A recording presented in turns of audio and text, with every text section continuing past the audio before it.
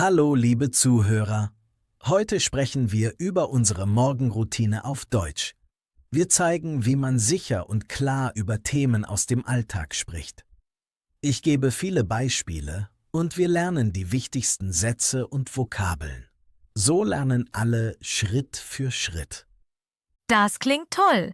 Ich glaube, viele Anfänger wollen unbedingt über ihren Tag sprechen, aber wissen nicht genau, wie. Ich kenne das auch. Das ist normal. Es kann manchmal schwer sein, über seine eigene Routine oder Hobbys zu sprechen. Warum hast du dieses Thema für heute gewählt? Weil der Morgen jeden betrifft. Egal ob Aufstehen, Frühstück oder der Weg zur Arbeit, wir sprechen fast jeden Tag darüber. Wenn man die richtigen Wörter kennt, fühlt man sich sicherer. Außerdem finde ich, dass Deutsch viele klare Ausdrücke bietet, die man leicht lernen kann. Stimmt.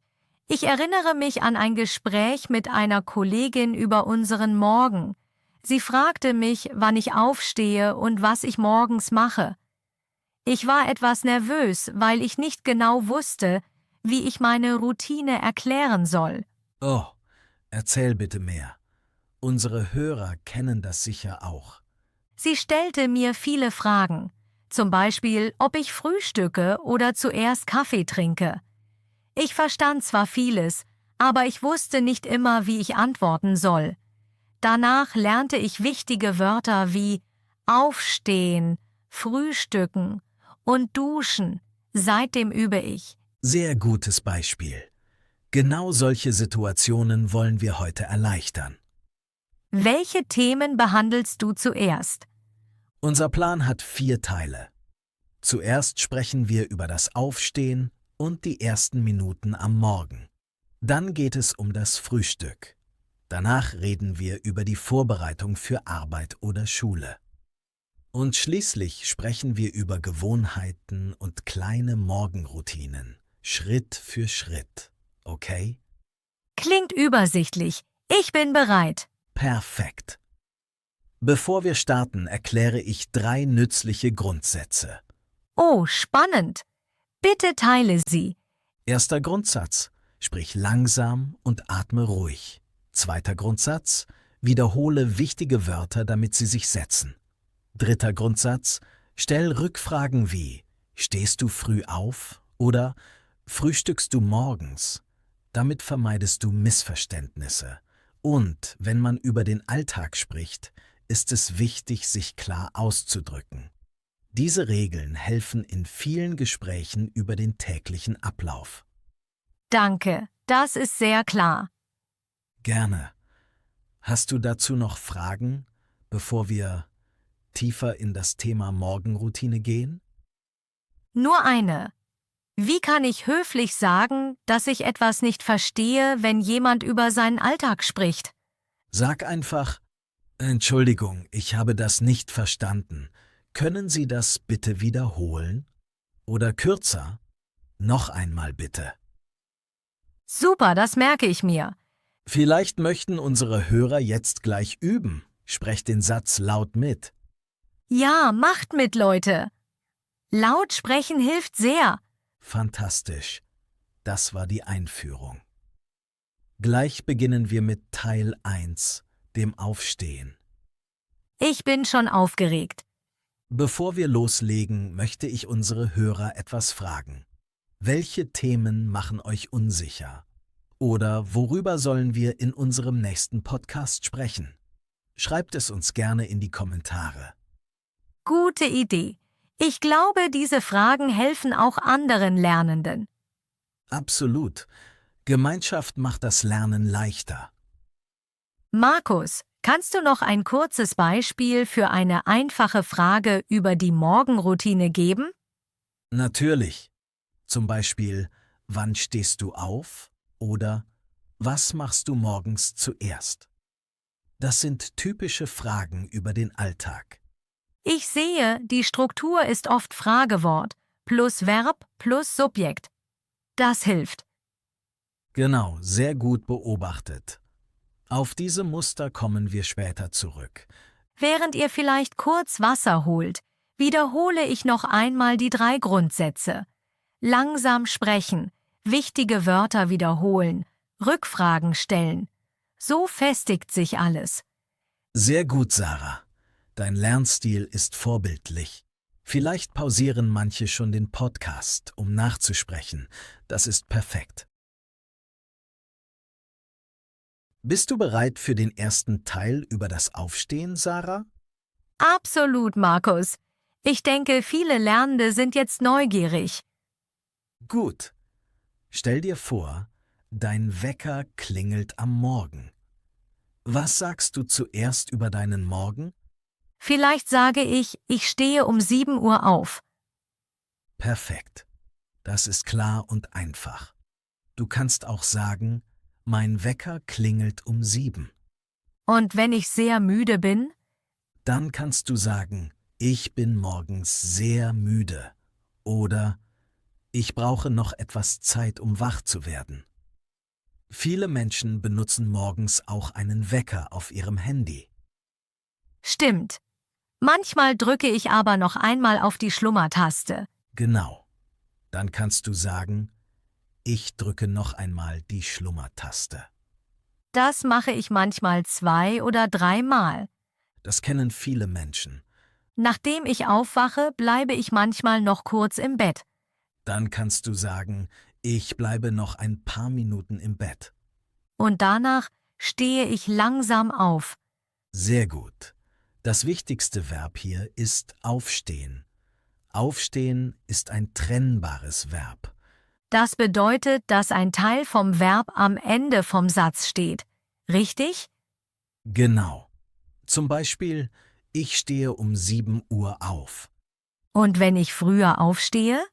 Dann kannst du sagen, ich stehe um 6 Uhr auf. Oder ich stehe sehr früh auf. Und wenn jemand lange schläft? Dann sagt man, ich schlafe gern lange oder am Wochenende stehe ich später auf. Das mache ich am Wochenende auch.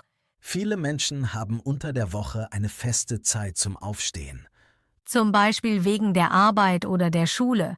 Genau. Dann kann man sagen, ich muss um 7 Uhr aufstehen, weil ich arbeiten muss. Das ist ein sehr typischer Satz. Ein anderer Satz ist, ich wache um 6:30 auf. Was ist der Unterschied zwischen Aufwachen und Aufstehen? Gute Frage. Aufwachen bedeutet, dass du nicht mehr schläfst. Aufstehen bedeutet, dass du wirklich aus dem Bett gehst. Also zuerst wache ich auf und danach stehe ich auf. Genau. Das ergibt Sinn. Manche Menschen starten ihren Morgen sehr ruhig. Wie meinst du das? Sie öffnen zum Beispiel zuerst das Fenster, strecken sich oder trinken ein Glas Wasser. Dann könnte ich sagen, ich öffne morgens zuerst das Fenster. Genau. Oder ich trinke zuerst ein Glas Wasser. Das klingt sehr natürlich. Viele Menschen sagen auch, ohne Kaffee funktioniert mein Morgen nicht. Das höre ich sehr oft. Dann kannst du sagen, ich brauche morgens zuerst einen Kaffee. Sehr guter Satz. Das sind typische Sätze, wenn man über seinen Morgen spricht. Wie kann ich mir diese Sätze am besten merken? Denke an deinen eigenen Morgen. Beschreibe Schritt für Schritt, was du machst. Lies die Sätze laut und wiederhole sie jeden Tag. Guter Tipp. So verbinde ich die Wörter direkt mit meinem Alltag. Ah, das macht Sinn. Hast du einen kompletten Beispieldialog vom Anfang bis zum Ende? Ja, vor dir liegt der Text. Du spielst dich selbst bei der Arbeit und ich spiele deine Kollegin. Los geht's. Guten Morgen? Guten Morgen, Sarah. Du bist heute aber früh hier. Ja, ich stehe meistens um 7 Uhr auf. Wirklich? Ich stehe erst um 7:30 auf. Oh, dann hast du aber nicht viel Zeit am Morgen. Das stimmt. Ich dusche schnell und trinke nur einen Kaffee. Ich frühstücke meistens zu Hause. Danach mache ich mich fertig für die Arbeit. Was frühstückst du normalerweise? Oft esse ich Brot mit Käse oder Müsli mit Joghurt. Das klingt gesund. Und du? Ehrlich gesagt, frühstücke ich oft gar nicht. Wirklich? Dann bekommst du bestimmt schnell Hunger. Ja, gegen 10 Uhr habe ich meistens großen Hunger. Trinkst du morgens Kaffee? Ja, ohne Kaffee kann ich morgens nicht richtig wach werden. Das kenne ich. Ich trinke auch immer eine Tasse Kaffee. Und was machst du nach dem Frühstück? Dann putze ich mir die Zähne, ziehe mich an und fahre zur Arbeit. Wie lange brauchst du morgens insgesamt? Ungefähr eine Stunde. Das ist eigentlich gar nicht so lange. Nein, meine Morgenroutine ist ziemlich einfach. Interessant, meine Morgenroutine ist eher chaotisch. Vielleicht brauchst du einfach etwas mehr Zeit am Morgen. Das kann gut sein. Super, das war sehr hilfreich. Ich konnte allem folgen und habe alles verstanden. Super. Liebe Hörer, stoppt gerne kurz den Podcast und sprecht den Dialog nach. Ja, das laute Üben macht einen großen Unterschied. Noch ein Tipp. Nutzt Gestik. Zeigt zum Beispiel auf eure Uhr, wenn ihr über die Zeit sprecht. Das hilft, sich die Wörter besser zu merken. Gute Idee. So wird das Wort mit einer Bewegung verknüpft. Im nächsten Abschnitt reden wir über die Routine im Badezimmer. Spannend. Bevor wir weitergehen, möchte ich unsere Hörer etwas fragen. Habt ihr schon einmal auf Deutsch über euren Alltag gesprochen? Wenn ja, was war für euch am schwersten? Schreibt uns eure Beispiele. Ich bin sicher, eure Geschichten helfen anderen. Und denkt daran, Fehler sind normal. Jeder Schritt bringt euch voran. Jetzt sprechen wir über die Morgenroutine im Badezimmer. Oh ja, darauf habe ich schon gewartet, weil das ein wichtiger Teil vom Morgen ist. Sehr gut. Das Badezimmer gehört für viele Menschen fest zur Morgenroutine. Was machen die meisten Menschen morgens im Badezimmer? Viele Menschen beginnen mit dem Zähneputzen und dem Waschen des Gesichts. Das hilft, richtig wach zu werden und frisch in den Tag zu starten. Danach duschen viele Menschen oder gehen kurz unter die Dusche.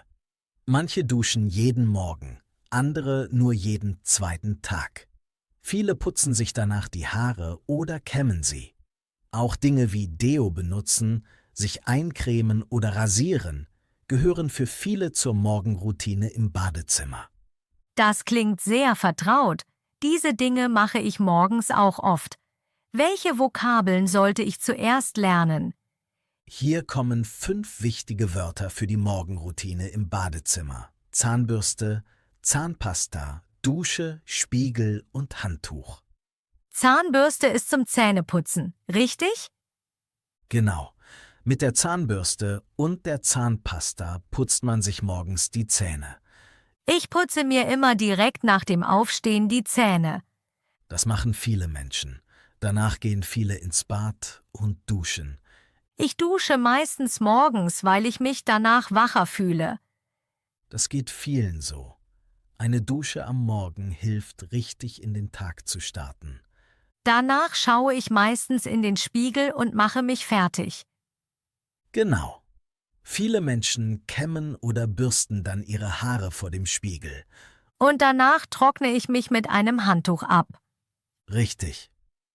Das Handtuch gehört natürlich auch zur Morgenroutine im Badezimmer. Ich merke schon, dass viele dieser Wörter jeden Tag benutzt werden. Genau deshalb sind sie so wichtig. Wenn du über deine Morgenroutine sprichst, brauchst du diese Wörter sehr oft. Ja, gern. Meine Morgenroutine im Badezimmer ist eigentlich ziemlich einfach, aber sie hilft mir, gut in den Tag zu starten. Nachdem ich aufgestanden bin, gehe ich zuerst ins Badezimmer und wasche mir das Gesicht mit kaltem Wasser. Das macht mich sofort etwas wacher. Danach putze ich mir gründlich die Zähne. Dafür benutze ich natürlich meine Zahnbürste und Zahnpasta. Das dauert meistens 2 oder 3 Minuten. Danach gehe ich oft kurz unter die Dusche. Ich dusche nicht jeden Tag lange, aber eine kurze Dusche am Morgen hilft mir, mich frisch und sauber zu fühlen. Nach der Dusche trockne ich mich mit einem Handtuch ab. Dann benutze ich Deo und manchmal auch eine Gesichtscreme. Danach stelle ich mich vor den Spiegel und kämme meine Haare. Manchmal muss ich mich auch rasieren, aber das mache ich nicht jeden Tag. Wenn ich mit allem fertig bin, ziehe ich mich an und mache mich bereit für den Tag. Meine Routine im Badezimmer dauert insgesamt ungefähr 15 Minuten. Danach fühle ich mich wach, sauber und bereit für den Morgen. Danke, Markus. Das war sehr anschaulich. Hast du vielleicht noch ein paar Tipps, worauf man achten sollte, wenn man über seine Routine im Badezimmer spricht? Ja, gerne.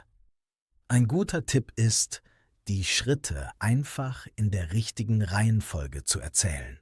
Zum Beispiel zuerst aufstehen, dann ins Badezimmer gehen, dann Zähne putzen oder duschen. Wenn du die Reihenfolge klar beschreibst, können andere Menschen deine Routine besser verstehen. Das klingt logisch, also Schritt für Schritt erzählen. Genau. Ein weiterer Tipp ist, einfache Verben zu benutzen. Wörter wie waschen, duschen, Zähne putzen, kämmen oder rasieren sind sehr typisch für Gespräche über die Morgenroutine. Stimmt, diese Verben hört man wirklich oft. Außerdem kannst du Zeitangaben benutzen. Zum Beispiel zuerst, danach, dann oder am Ende. Diese Wörter helfen, deine Routine klar zu strukturieren. Ah, so versteht man besser, was zuerst passiert und was später kommt. Genau. Du könntest zum Beispiel sagen, zuerst putze ich mir die Zähne, danach dusche ich und am Ende kämme ich meine Haare. Das klingt sehr natürlich. Noch ein Tipp ist, auch kleine Details zu nennen. Zum Beispiel, ob du morgens kalt oder warm duschst oder ob du Musik im Badezimmer hörst. Oh, das ist eine gute Idee. Dann wird die Beschreibung persönlicher. Genau. Und das macht Gespräche interessanter. Ich glaube, unsere Hörer können das jetzt gut üben. Das denke ich auch. Liebe Hörer, versucht einmal, eure eigene Routine im Badezimmer auf Deutsch zu beschreiben. Vielleicht könnt ihr sogar laut mitsprechen. Das hilft wirklich sehr beim Lernen. Und es macht auch ein bisschen Spaß. Gut, Sarah. Nachdem wir über die Routine im Badezimmer gesprochen haben, kommen wir jetzt zu einem anderen wichtigen Teil der Morgenroutine. Lass mich raten. Jetzt geht es um Kleidung. Genau. Jetzt sprechen wir über das Anziehen und den Kleiderschrank. Oh, das ist ein Thema, bei dem ich manchmal Schwierigkeiten habe. Wirklich? Womit genau? Vor allem mit den Farben. Wenn jemand sagt, die blaue Hose oder das grüne T-Shirt, muss ich oft kurz überlegen. Das ist ganz normal. Farben sind am Anfang nicht immer leicht zu merken. Und manchmal weiß ich auch nicht genau, wie die Kleidungsstücke heißen. Kein Problem. Dann schauen wir uns das jetzt Schritt für Schritt an. Das klingt gut. Zuerst sprechen wir über den Kleiderschrank. Der Kleiderschrank ist der Ort, an dem du deine Kleidung aufbewahrst. Also meine Hosen, T-Shirts und Jacken. Genau. Viele Menschen beginnen ihren Morgen damit, den Kleiderschrank zu öffnen und zu überlegen, was sie heute anziehen möchten. Das kenne ich gut. Manchmal stehe ich davor und weiß nicht, was ich anziehen soll. Das passiert vielen Menschen. Dann schaut man sich seine Kleidung an und überlegt, was zum Wetter passt oder was für die Arbeit geeignet ist. Markus, kurze Frage. Was bedeutet eigentlich geeignet? Gute Frage. Geeignet bedeutet, dass etwas gut zu einer Situation passt. Wenn Kleidung geeignet ist, dann ist sie passend für den Ort oder für das, was du vorhast. Also zum Beispiel für die Arbeit? Genau. Stell dir vor, du arbeitest in einem Büro. Dann ist ein Hemd oder eine Bluse oft geeignet für die Arbeit. Eine Jogginghose wäre in vielen Büros vielleicht nicht so geeignet. Ah, ich verstehe. Geeignet heißt also passend. Genau. Passend für die Situation, das Wetter oder den Ort. Du kannst zum Beispiel sagen, diese Kleidung ist für die Arbeit geeignet oder diese Schuhe sind gut für einen Spaziergang geeignet. Das hilft mir sehr. Ich glaube, ich habe das Wort schon oft gehört, aber nie genau verstanden. Das passiert häufig beim Sprachenlernen. Man hört ein Wort oft, aber die genaue Bedeutung wird erst später klar. Und wie sage ich, dass etwas nicht geeignet ist? Dann kannst du einfach sagen, das ist nicht geeignet. Zum Beispiel, diese Kleidung ist nicht geeignet für ein Meeting. Das ist eigentlich sehr logisch. Ja, viele deutsche Wörter sind sehr logisch aufgebaut. Man muss sie nur ein paar Mal hören und benutzen. Wenn ich morgens vor meinem Kleiderschrank stehe, denke ich oft über das Wetter nach. Genau, das machen viele Menschen. Wenn es kalt ist, zieht man vielleicht einen Pullover oder eine Jacke an. Wenn es warm ist, reicht oft ein T-Shirt. Und wenn ich nicht weiß, was ich sagen soll? Dann kannst du sehr einfache Sätze benutzen. Zum Beispiel, heute ist es kalt, deshalb ziehe ich einen Pullover an. Das ist ein guter Satz. Oder, heute ist es warm, deshalb trage ich ein T-Shirt. Ich merke, dass das Verb tragen auch wichtig ist. Sehr gut beobachtet. Das Verb tragen benutzt man sehr oft, wenn man über Kleidung spricht. Du kannst sagen, ich trage heute eine schwarze Hose. Oder ich trage ein weißes T-Shirt. Genau. Das sind perfekte Alltagssätze. Manchmal sehe ich auch Menschen, die sagen, das passt gut zusammen. Ja, das bedeutet, dass die Kleidung gut kombiniert ist. Zum Beispiel passen eine blaue Jeans und ein weißes T-Shirt sehr gut zusammen. Das klingt einfach und praktisch. Genau. Beim Sprechen über Kleidung muss man nicht kompliziert sein. Ein paar einfache Wörter reichen oft schon. Ich fühle mich jetzt schon etwas sicherer. Das freut mich sehr. Kleidung ist ein Thema, über das wir fast jeden Tag sprechen. Stimmt. Besonders morgens, wenn man sich anzieht. Genau. Deshalb lohnt es sich, diese Wörter gut zu kennen und regelmäßig zu benutzen. Gut, Sarah. Nachdem wir über das Anziehen und den Kleiderschrank gesprochen haben, kommen wir jetzt zu einem weiteren wichtigen Teil der Morgenroutine. Lass mich raten. Jetzt geht es um die Küche. Genau. Jetzt sprechen wir über das Frühstück und darüber, was viele Menschen morgens in der Küche machen. Oh, das ist gut. In der Küche höre ich viele neue Wörter, aber ich verstehe nicht immer alles. Das ist ganz normal. In der Küche gibt es viele Gegenstände und viele Verben. Aber wenn du die wichtigsten Wörter kennst, kannst du sehr gut über deinen Morgen sprechen. Ich glaube, Kaffee ist für viele Menschen der wichtigste Teil vom Morgen. Absolut. Für viele Menschen beginnt der Morgen erst richtig mit einer Tasse Kaffee. Ich auch. Ohne Kaffee bin ich morgens noch halb am Schlafen. Dann kennst du bestimmt den Satz, ich mache mir zuerst einen Kaffee. Ja, das sage ich oft. Sehr gut. Das Verb hier ist Kaffee machen. Man kann auch sagen, ich bereite Kaffee zu.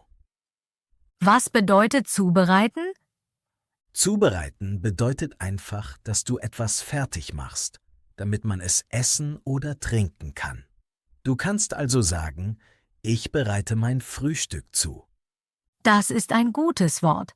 Jetzt schauen wir uns einmal an, was viele Menschen morgens in der Küche machen. Zuerst gehen sie in die Küche, dann machen sie vielleicht Kaffee oder Tee. Ich mache meistens Kaffee. Dann nimmst du vielleicht eine Tasse aus dem Schrank. Ja, eine Tasse für den Kaffee. Genau. Eine Tasse ist das Gefäß, aus dem man Kaffee oder Tee trinkt. Und was ist eine Kanne? Eine Kanne ist ein größeres Gefäß. In einer Kanne kann man mehrere Tassen Kaffee oder Tee machen. Ah, verstehe. Danach nehmen viele Menschen etwas zu essen, zum Beispiel Brot. Ich esse morgens oft Brot mit Käse. Das ist ein sehr typisches Frühstück in Deutschland. Brot, Käse, vielleicht auch Marmelade oder Honig. Ich höre auch oft das Wort Brötchen. Genau. Ein Brötchen ist ein kleines Brot. Viele Menschen kaufen morgens frische Brötchen beim Bäcker. Das klingt lecker. Jetzt sprechen wir über einige wichtige Gegenstände in der Küche. Zum Beispiel Löffel, Gabel und Messer. Diese Wörter kenne ich, aber manchmal verwechsle ich sie. Dann erklären wir sie ganz einfach. Ein Löffel ist ein Besteckteil, mit dem man zum Beispiel Suppe oder Joghurt isst. Also ein Löffel für Müsli oder Joghurt. Genau.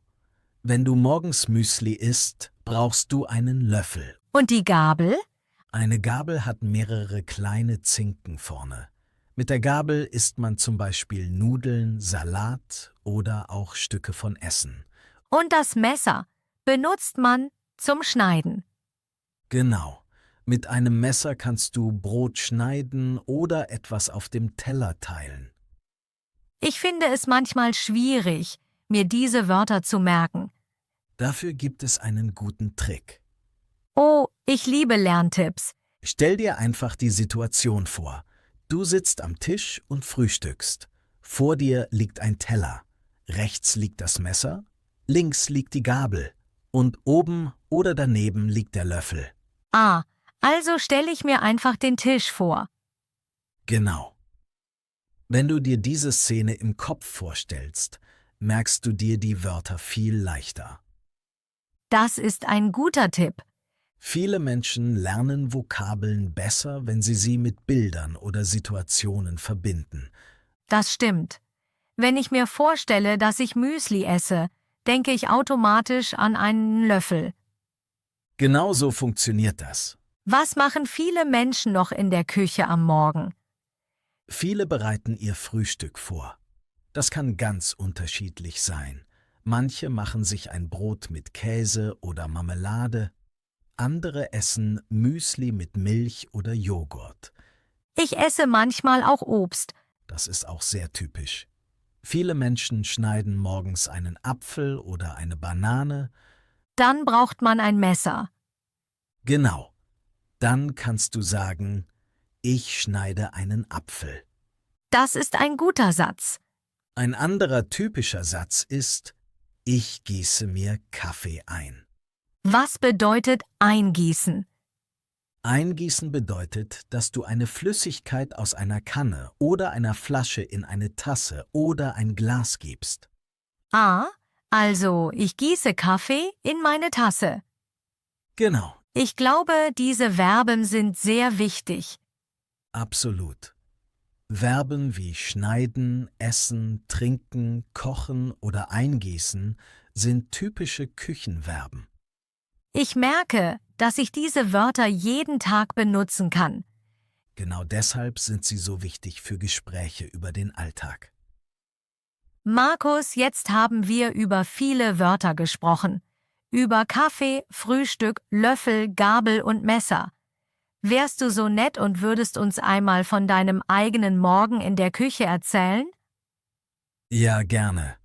Meine Morgenroutine in der Küche ist eigentlich ziemlich ruhig und einfach. Nachdem ich mich angezogen habe, gehe ich zuerst in die Küche. Das Erste, was ich mache, ist Kaffee. Ohne Kaffee startet mein Tag nicht richtig. Ich nehme also meine Kaffeemaschine, fülle Wasser hinein und mache mir eine große Tasse Kaffee. Während der Kaffee durchläuft, öffne ich meistens schon den Kühlschrank und überlege, was ich frühstücken möchte. Das klingt sehr organisiert. Meistens halte ich mein Frühstück einfach. Oft nehme ich 2 Scheiben Brot aus dem Brotkasten. Dann hole ich Butter und Käse aus dem Kühlschrank. Ich nehme ein Messer und streiche zuerst etwas Butter auf das Brot. Danach lege ich eine Scheibe Käse darauf. Manchmal nehme ich auch Marmelade statt Käse, wenn ich etwas Süßes möchte. Also hast du manchmal ein süßes Frühstück und manchmal ein herzhaftes. Genau. Das wechselt bei mir ein bisschen. Während ich mein Brot vorbereite, ist der Kaffee meistens schon fertig. Dann nehme ich meine Tasse, gieße den Kaffee ein und setze mich an den Tisch.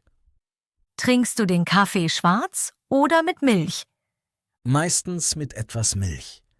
Also nehme ich die Milch aus dem Kühlschrank und gieße einen kleinen Schluck in meine Tasse. Dann rühre ich den Kaffee mit einem Löffel um. Das klingt nach einem sehr typischen Morgen. Ja, ich glaube auch. Während ich frühstücke, esse ich mein Brot und trinke meinen Kaffee. Manchmal esse ich auch noch einen Joghurt oder ein Stück Obst, zum Beispiel einen Apfel oder eine Banane. Benutzt du dafür auch ein Messer? Wenn ich einen Apfel esse, schneide ich ihn manchmal mit einem Messer in kleine Stücke. Dann esse ich die Stücke mit einer Gabel oder einfach mit der Hand. Das klingt sehr entspannt. Gut, Sarah. Nachdem wir über den Morgen im Badezimmer, das Anziehen und das Frühstück in der Küche gesprochen haben, kommen wir jetzt zum letzten Teil der Morgenroutine. Lass mich raten. Jetzt geht es darum, das Haus zu verlassen. Genau. Jetzt sprechen wir über das Fertigmachen und darüber, wie man morgens die Wohnung verlässt. Das ist auch ein wichtiger Moment. Ich habe nämlich manchmal Angst, etwas zu vergessen. Das kennen viele Menschen. Deshalb gibt es ein paar typische Verben und Sätze, die wir uns jetzt anschauen. Das klingt gut. Welche Verben sind denn wichtig? Ein sehr wichtiges Verb ist sich fertig machen. Du kannst sagen, ich mache mich fertig. Was bedeutet das genau? Sich fertig machen bedeutet, dass du alles vorbereitest, bevor du das Haus verlässt. Du ziehst deine Schuhe an, nimmst deine Sachen und machst dich bereit für den Tag. Ah, also alles, was direkt vor dem Rausgehen passiert. Genau. Ein typischer Satz ist zum Beispiel: Ich mache mich fertig und gehe zur Arbeit. Das ist ein guter Alltagssatz. Ein anderes wichtiges Verb ist Schuhe anziehen. Stimmt. Bevor ich das Haus verlasse, ziehe ich immer meine Schuhe an. Genau. Du kannst sagen, ich ziehe meine Schuhe an. Das Verb ist wieder trennbar, oder? Richtig. Das Verb ist anziehen. Im Satz steht das an am Ende. Also, ich ziehe meine Jacke an oder ich ziehe meine Schuhe an. Genau. Und was machen viele Menschen danach? Danach nehmen sie ihre wichtigsten Dinge mit, zum Beispiel ihren Schlüssel, ihr Handy oder ihre Tasche. Der Schlüssel ist wirklich wichtig. Absolut. Viele Menschen sagen morgens, habe ich meinen Schlüssel dabei? Ich frage mich das auch oft. Ein typischer Satz ist, ich nehme meinen Schlüssel mit. Und wenn man ihn vergisst? Dann hat man ein Problem. Dann steht man vor der Tür und kann nicht in die Wohnung. Das ist mir einmal passiert. Das passiert vielen Menschen. Deshalb schauen viele noch einmal nach, bevor sie gehen. Also so etwas wie eine kleine Kontrolle. Genau. Manche Menschen sagen sogar laut Handy, Schlüssel, Geldbörse. Das ist eine gute Methode. Ja, so erinnert man sich besser. Markus, ich hatte wirklich lange Schwierigkeiten, Wohnung und Haus zu unterscheiden. Ja, das geht vielen Lernenden so. Das ist ganz normal. Mir ist das sogar einmal in einem Gespräch passiert. Ich wollte erzählen, dass ich morgens meine Wohnung verlasse und dann zur Arbeit gehe. Aber ich habe immer Haus gesagt. Ich sagte also, ich verlasse mein Haus, obwohl ich in einem großen Gebäude mit vielen anderen Menschen wohne. Die Leute haben mich dann etwas komisch angeschaut. Eine Person fragte mich sogar, Ach, du wohnst in einem Haus? Und ich war erst ganz verwirrt, weil ich nicht verstanden habe, warum sie nachfragt. Ja, das ist ein sehr gutes Beispiel. Erst später habe ich gemerkt, dass ich eigentlich Wohnung sagen musste. Ich meinte meine eigene Wohnung, nicht das ganze Gebäude. In dem Moment war mir der Unterschied aber überhaupt nicht klar, und deshalb haben mich die Leute nicht sofort richtig verstanden. Genau so entstehen kleine Missverständnisse im Alltag. Und gerade bei solchen Wörtern ist es wichtig, die Bedeutung ganz genau zu kennen. Ich erkläre dir den Unterschied jetzt in Ruhe. Ja, bitte. Das wäre wirklich hilfreich. Also, ein Haus ist normalerweise das ganze Gebäude. Wenn du zum Beispiel ein freistehendes Gebäude siehst, in dem eine Familie wohnt, dann ist das ein Haus. Ein Haus kann aber auch mehrere Stockwerke haben. Wichtig ist, das Haus ist das gesamte Gebäude von außen und als Ganzes. Also wirklich das komplette Gebäude. Genau. Eine Wohnung ist dagegen nur ein Teil eines Hauses oder eines größeren Gebäudes. Wenn du in einem Mehrfamilienhaus wohnst, dann wohnen dort mehrere Personen oder Familien im selben Haus, aber jede Person oder jede Familie hat ihre eigene Wohnung. Ah, jetzt ist es schon viel klarer. Sehr gut. Stell es dir so vor, das Haus ist die große Einheit und die Wohnung ist ein einzelner Bereich darin. Das Haus hat vielleicht eine Haustür, ein Treppenhaus und mehrere Wohnungen. Deine Wohnung hat dann zum Beispiel eine Wohnungstür, ein Wohnzimmer, eine Küche und ein Schlafzimmer. Das mit der Haustür und der Wohnungstür hilft mir sehr. Genau, das ist ein guter Merksatz. Die Haustür gehört zum ganzen Haus. Die Wohnungstür gehört nur zu deiner Wohnung. Wenn du morgens zuerst deine Wohnung verlässt, gehst du durch deine Wohnungstür. Danach bist du vielleicht noch im Treppenhaus. Erst wenn du dann durch die Haustür gehst, verlässt du das Haus. Ah, das ist wirklich ein super Unterschied. Ja, und genau deshalb kann man auch beides in einem Satz benutzen. Zum Beispiel: Ich verlasse morgens zuerst meine Wohnung und dann das Haus. Gut, Sarah. Nachdem wir darüber gesprochen haben, wie man das Haus oder die Wohnung verlässt, kommen wir jetzt zum nächsten Schritt der Morgenroutine. Dann geht es jetzt wahrscheinlich um den Weg zur Arbeit, oder? Genau. Jetzt sprechen wir darüber, wie Menschen morgens zur Arbeit oder zur Schule kommen. Das ist auch ein Thema, über das man im Alltag oft spricht. Absolut. Viele Gespräche beginnen mit Fragen wie: Wie kommst du zur Arbeit? Oder wie lange brauchst du zur Arbeit? Stimmt. Diese Fragen habe ich auch schon oft gehört. Es gibt viele Möglichkeiten, zur Arbeit zu kommen. Manche Menschen fahren mit dem Auto, andere nehmen den Bus oder die Bahn, wieder andere fahren mit dem Fahrrad oder gehen sogar zu Fuß. Ich höre auch oft das Wort Verkehr. Was bedeutet das genau? Verkehr beschreibt alle Fahrzeuge und Menschen, die sich auf Straßen und Wegen bewegen. Also Autos, Busse, Fahrräder, Straßenbahnen und auch Fußgänger. Ah, also alles, was sich auf der Straße bewegt. Genau. Wenn viele Autos auf der Straße sind, spricht man oft von viel Verkehr. Und wenn die Straße voll ist? Dann sagt man oft: Es ist viel Verkehr oder es gibt einen Stau. Stau kenne ich. Das bedeutet, dass die Autos nicht richtig fahren können. Genau, die Autos stehen dann oft lange hintereinander und bewegen sich nur sehr langsam. Markus, wie kommst du eigentlich zur Arbeit? Heute fahre ich meistens mit dem Auto zur Arbeit. Warum mit dem Auto? Für mich ist das im Moment einfach praktischer. Ich wohne etwas außerhalb der Stadt und mit dem Auto brauche ich ungefähr 20 Minuten.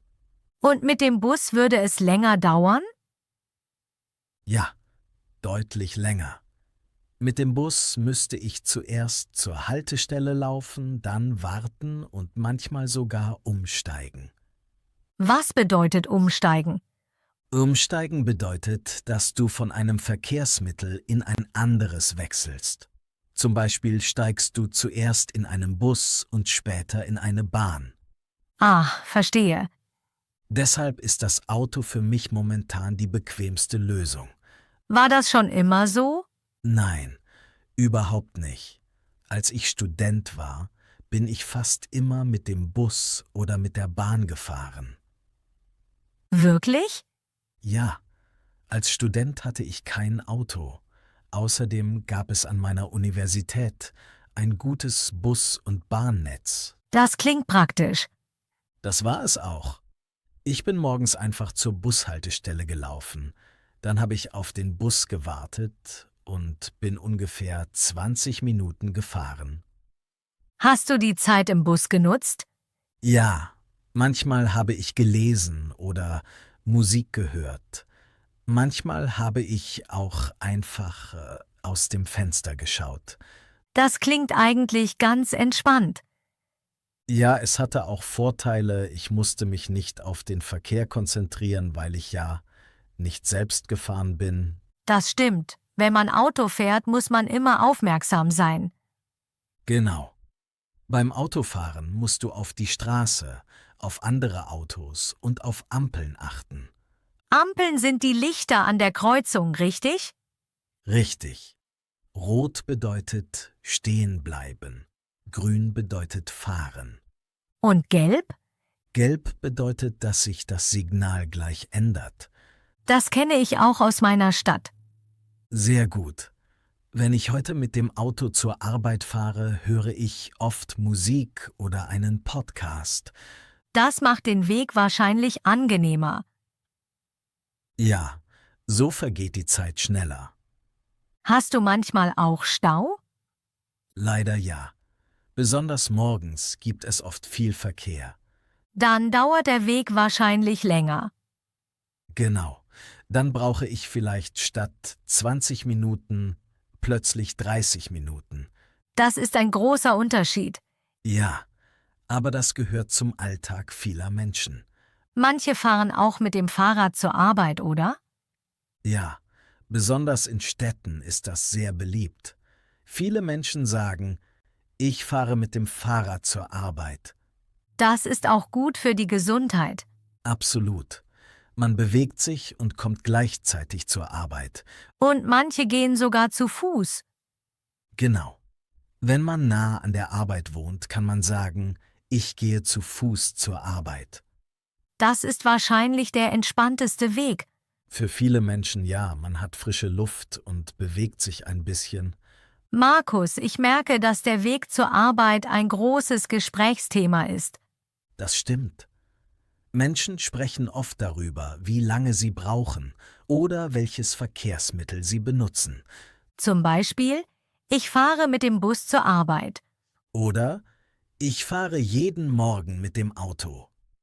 Oder auch, ich brauche 30 Minuten bis zur Arbeit. Genau.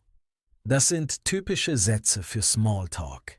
Ich glaube, unsere Hörer können jetzt auch über ihren Weg zur Arbeit sprechen. Davon bin ich überzeugt. Liebe Hörer, denkt einmal darüber nach, wie ihr morgens zur Arbeit oder zur Schule kommt. Fahrt ihr mit dem Auto, mit dem Bus oder vielleicht mit dem Fahrrad? Versucht einmal, euren Weg zur Arbeit auf Deutsch zu beschreiben. Zum Beispiel, ich fahre jeden Morgen mit dem Bus zur Arbeit. Oder ich gehe zu Fuß zur Arbeit und brauche 10 Minuten. Genau. Das sind perfekte Alltagssätze für Gespräche auf Deutsch. Gut, Sarah. Ich glaube, damit sind wir am Ende unserer heutigen Folge. Ja, Markus. Heute haben wir über die Morgenroutine gesprochen, über das Aufstehen, das Badezimmer, Kleidung, das Frühstück in der Küche und den Weg zur Arbeit. Genau. Das sind alles Dinge, über die Menschen jeden Tag sprechen. Und ich finde, man kann diese Sätze sehr gut im Alltag benutzen. Absolut. Wenn ihr unsere Beispiele laut wiederholt habt, könnt ihr jetzt bestimmt besser über euren Morgen auf Deutsch sprechen. Das hoffen wir zumindest. Wenn euch unser Podcast gefällt, könnt ihr ihn gerne liken oder abonnieren. Genau. Dann verpasst ihr keine neuen Folgen.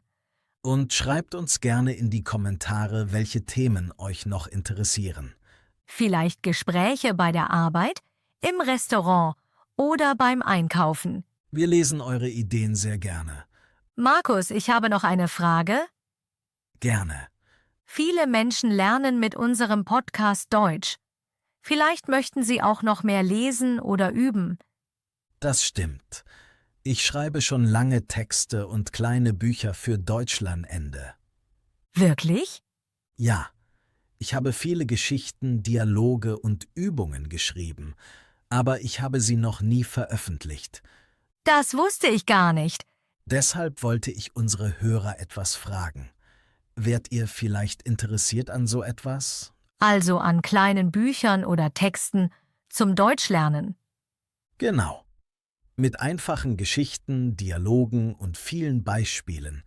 Das klingt sehr interessant. Wenn euch das gefallen würde, schreibt es uns gerne in die Kommentare. Dann wissen wir, ob ihr daran Interesse habt. Genau. Eure Meinung ist für uns sehr wichtig. Vielen Dank, dass ihr heute wieder zugehört habt. Wir freuen uns sehr, wenn ihr beim nächsten Mal wieder dabei seid. Viel Spaß beim Deutschlernen. Und bis zur nächsten Folge. Tschüss zusammen. Auf Wiederhören.